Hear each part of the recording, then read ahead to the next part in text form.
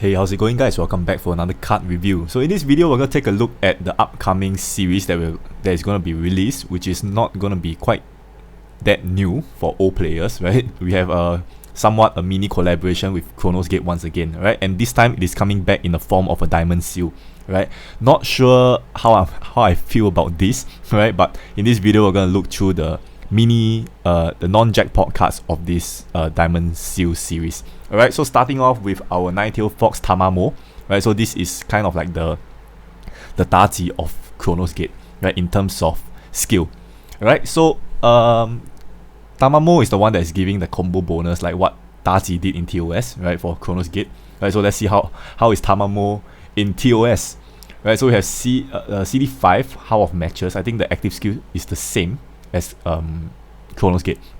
Right, so number one, we have 2 swipes to remove 2 rows of runestones, right? So in my opinion, I feel that this is going to be slightly it's useful in a way, but not super useful in my opinion, right? So how I feel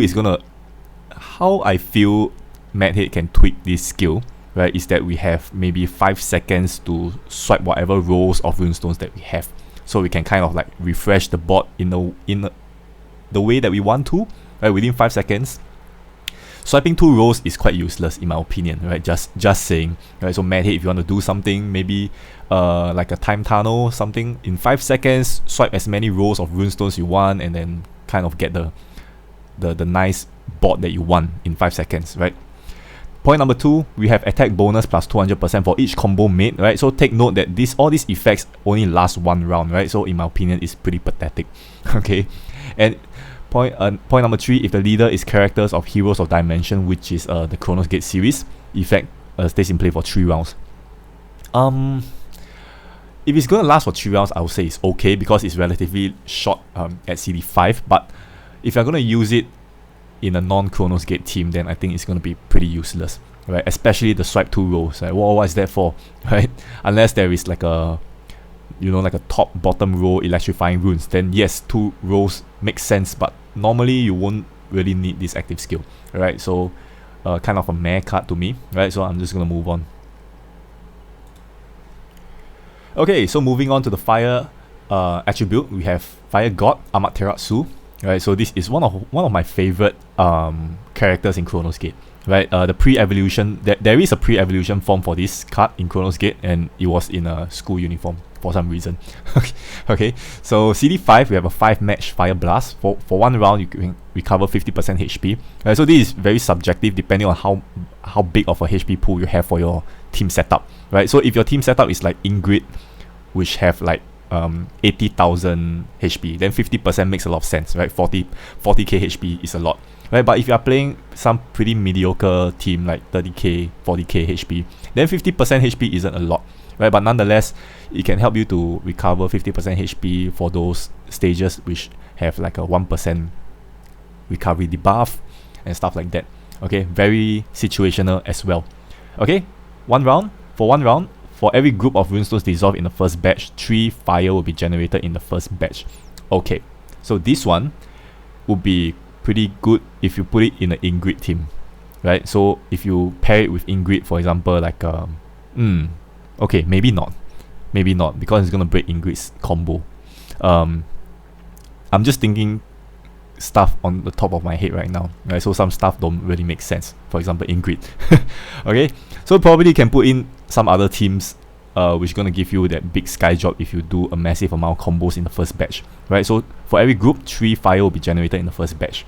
So if you dissolve a group of more than 5 fire runes, right? So in a case it should, because I believe for the point number 3 is including sky drop, right? You're gonna have an additional team attack times 2.5, which is quite juicy for CD5 active skill. Alright, so a very situational card. It's not gonna be very meta, right? So if you're gonna draw it, it's just gonna pop out every now and then. That's about it. Alright, so moving on to the Earth attribute, we have Dazi, the Chronos Gate version, right? Which is Earth Elf, right? So also CD5, you get to remove 2 rows of runestones. I'm just laughing at this active skill. Alright, okay. So 2 rows of runestones. This will generate enchanted elf runes Right, so removing 2 rows, I believe this is gonna generate a full row of whatever these elf runestones, which means that you're gonna have 12. You're gonna generate 12 of these enchanted elf runestones. Okay, so I think that's gonna be about almost half the entire board, right? Not including the existing earth runes on the board, right? So I think this is gonna be quite a good damage burst if you're gonna, you know, pair it in whatever team, whatever elf team there is. Like for example, like a king from 7 Deadly Sins. If anybody still use that, I hardly use that card at all.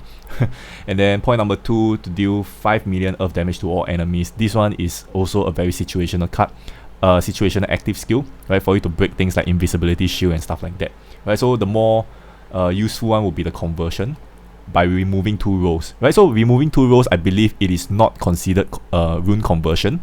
So any stages with conversion lock, right, which means you cannot do any conversion, right? I think this active skill still works for you to generate runestones. Okay, and moving on to the light attribute, we have another elf card here, which is Yatagarasu. We have CD5 as well, also removing 2 runestones. I believe this is slightly more useless in my opinion, right? So select and swipe 2 rows of runestones, and after that turn earth into enchanted light elf runestones. Okay, so this is not as strong as the Daji, right, as we see earlier, right? But this one, I believe the way to play this active skill is to swipe the 2 rows that have lesser earth and light runes. So after that, you get to convert more of earth into light. That's about it, right? So overall, this is just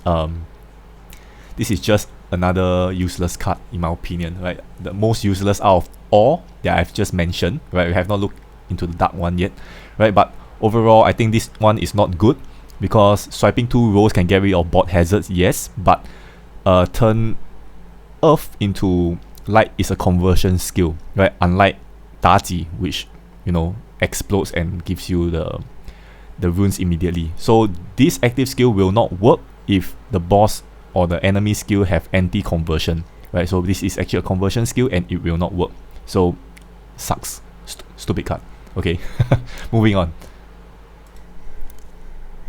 Alright, and last but not least, we have Izanami, which is Dark God. Okay, so we have a diamond barrier, which doesn't make sense anymore because in Chronos Gate there is a diamond rune, but there is no diamond rune here, but the active skill is still called diamond barrier. Okay, so CD5 as well, all the cards here are CD5. So select and swipe runestones 2 rows, which is useless as what I've already mentioned. And after that, damage received minus 80% for 2 rounds. Like, what's the point? What's the point of this card at all? Right? So I would say this is the most useless card out of the entire non-jackpot, at least.